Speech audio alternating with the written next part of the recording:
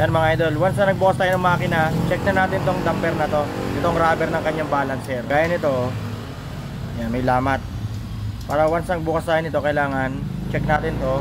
Or kung may budget, palit na agad. Kasi pag nabiyak yan sa loob or kumalas, problema yan. Ayan o, may tama. O, kalasin natin. Medyo mahirap lang kalasin to. Yan, kalas na.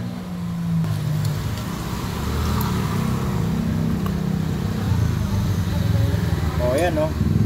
O, durog.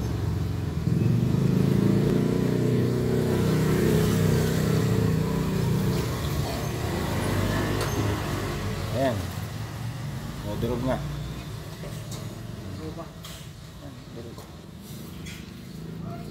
Eh, kung naubos to sa loob, patay. Problema yan.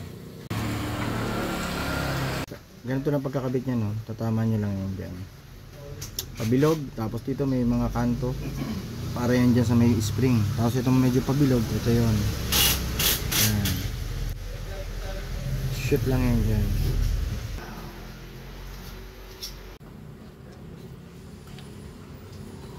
Ayan, ganyan lang. Oh. Kailangan shoot na shoot yung ano, mga damper. Okay?